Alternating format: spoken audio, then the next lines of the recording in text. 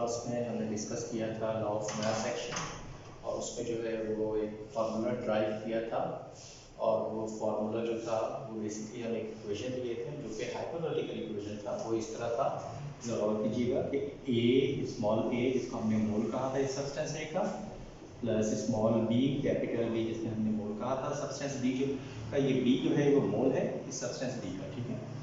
और ये जो है वो रिवर्सिबल रिएक्शंस के लिए हमने बनाया और इन दोनों के कॉम्बिनेशन से बेसिकली सी और capital C plus small D और कैपिटल डी जो है प्रोडक्ट के तौर पर हासिल हुआ था।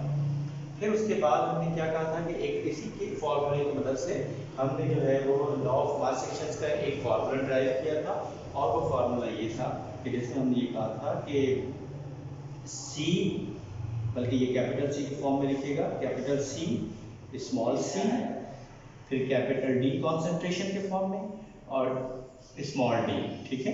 तो ये जो है कॉन्सेंट्रेशन है और ये इसका मोल है, ये सब्सटेंस कॉन्सेंट्रेशन के फॉर्म में और ये इसका मोल है।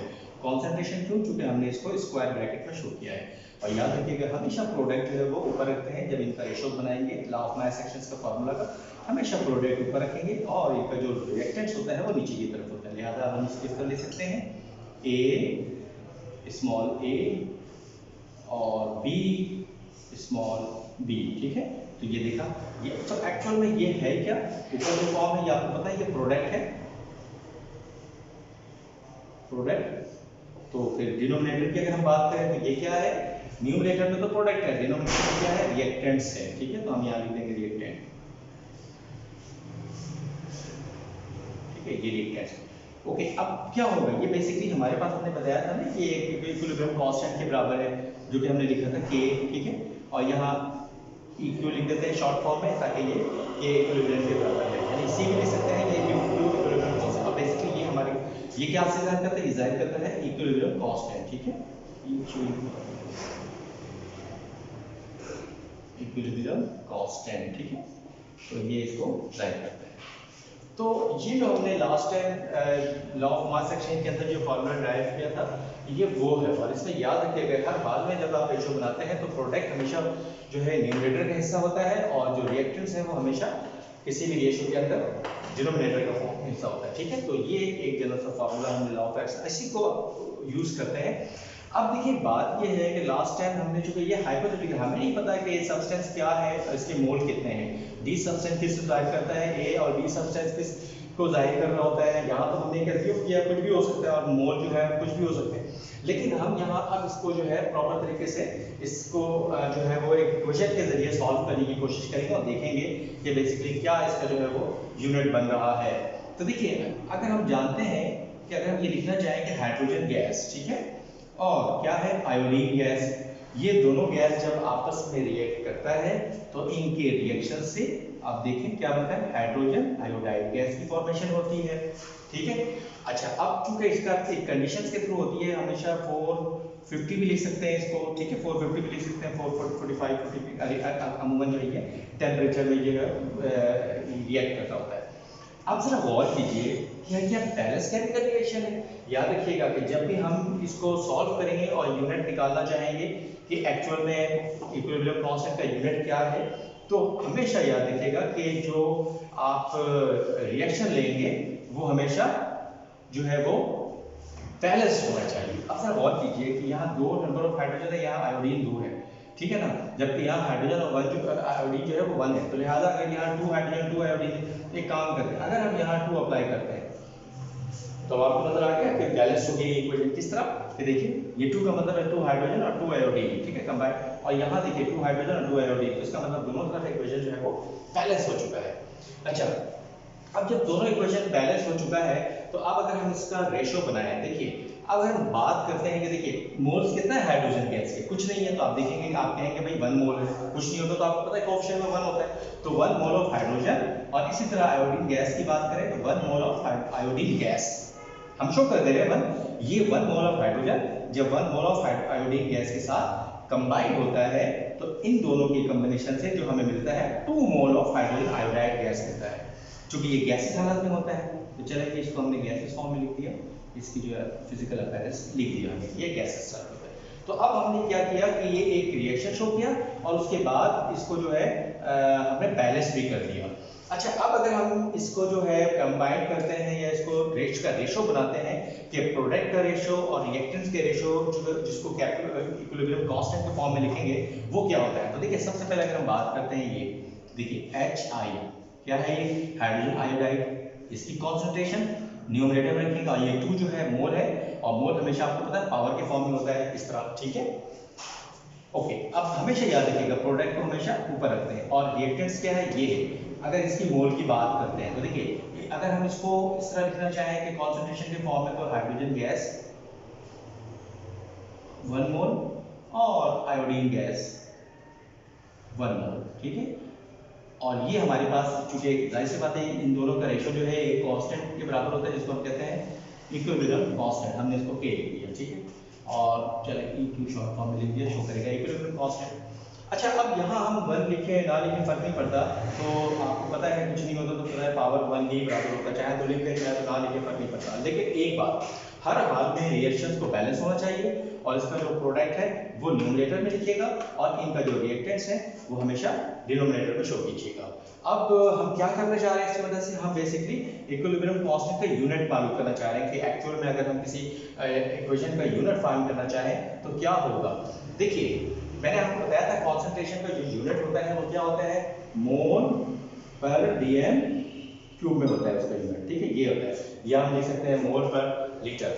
अच्छा, अब जरा गौर कीजिए कि ये हाइड्रोजन आयोडाइड है, इसकी कॉन्सेंट्रेशन का यूनिट क्या होगा अगर हम लिखना चाहें तो आपको पता है ये हाइड्रोजन आयोडाइड पूरे कंपाउंड है, ज्यादा हम लिखेंगे इसकी जगह मोल पर डीएम क्यूब, ठीक है, ये लिखा, और ऊपर क्या है स्क्वायर लिख दिया इसकी जगह, ठीक है, कॉन्सेंट्रेशन का यूनिट शो कर रहे हैं। अच्छा, अब डिवाइडेड बाय ये किसका यूनिट लिखेंगे, मोल पर डीएम क्यूब, ये इसका कॉन्सेंट्रेशन, और हाइड्रोजन गैस आयोडीन गैस का कॉन्सेंट्रेशन की बात करेंगे तो ये भी यही होगा इसका यूनिट मोल पर डीएम क्यूब, ठीक है।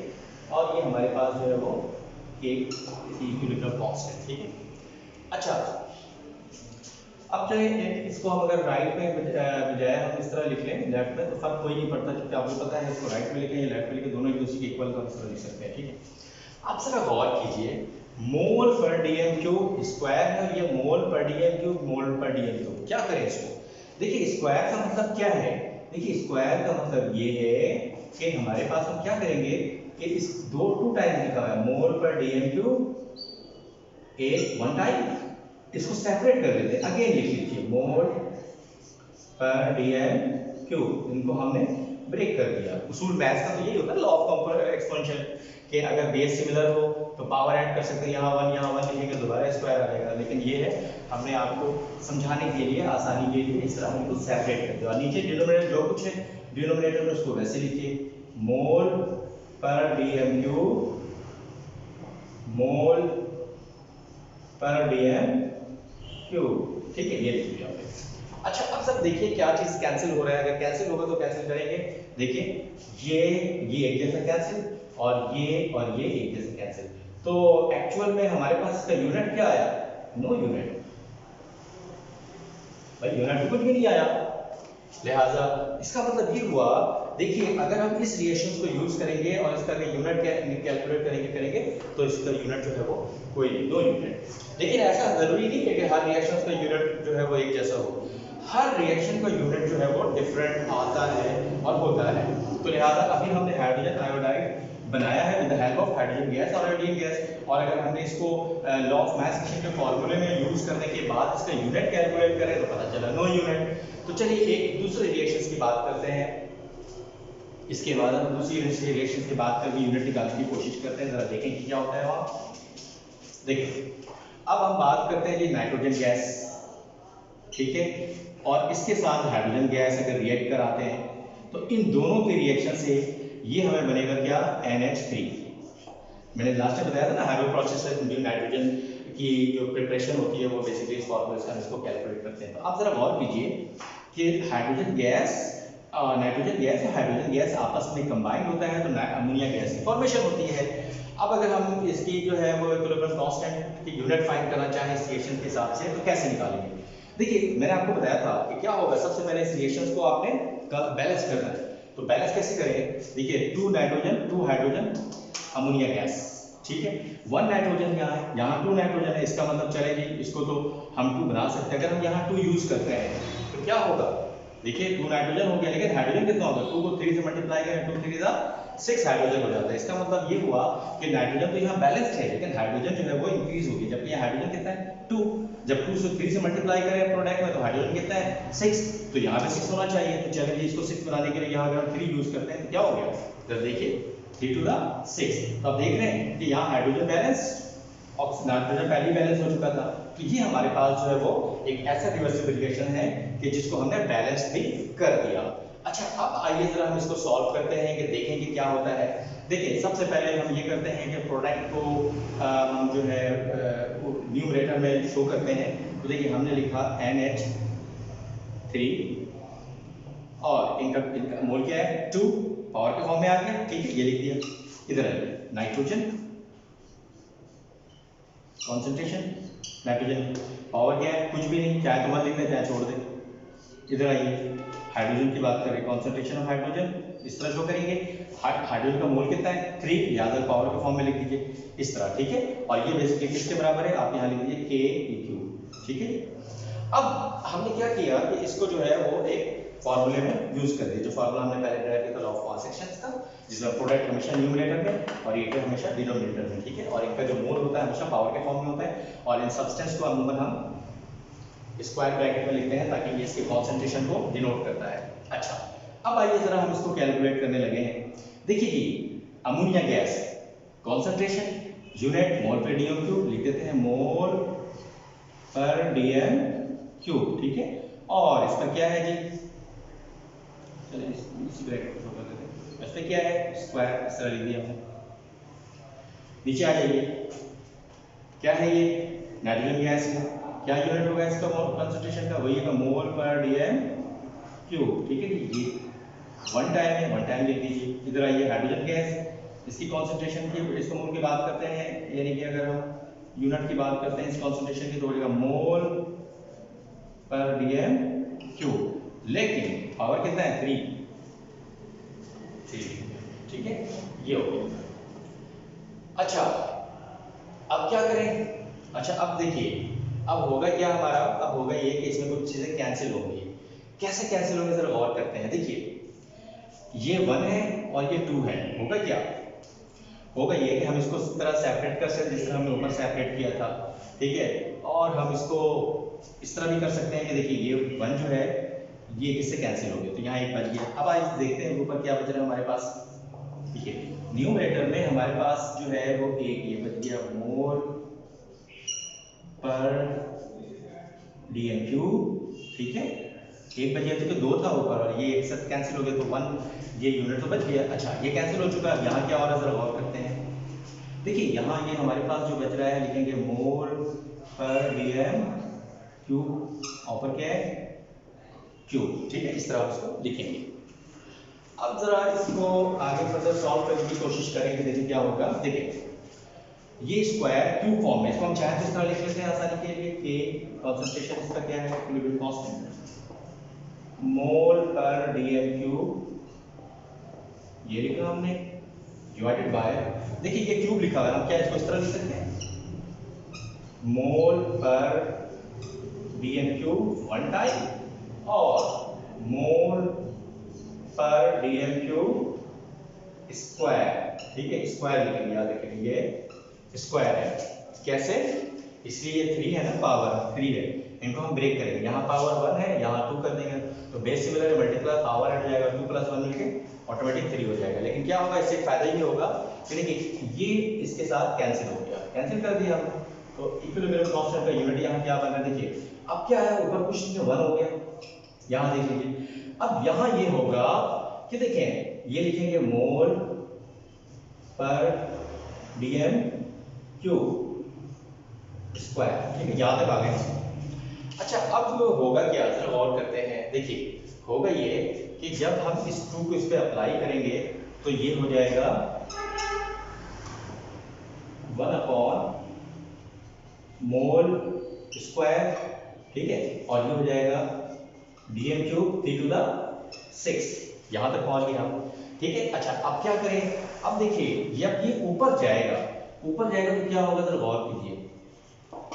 देखिए ये नेगेटिव है, ये ऊपर जाके ये पॉजिटिव है नीचे, ये ऊपर जाके नेगेटिव हो जाएगा, लिहाजा हम इसको लिखेंगे मोल माइनस। और जरा गौर कीजिए कि माइनस एक लिख देता हूं, और अगर गौर कीजिए कि ये डीएन क्यूब जो है वो इसके ऊपर नेगेटिव ऊपर जाके पॉजिटिव हो जाएगा, डीएन क्यूब पॉजिटिव 6 हो जाएगा। अब सवाल ये आप कैसे कहेंगे कि पॉजिटिव 6, ये तो ऑलरेडी पॉजिटिव हो जाएगा तो नेगेटिव होगा, नहीं।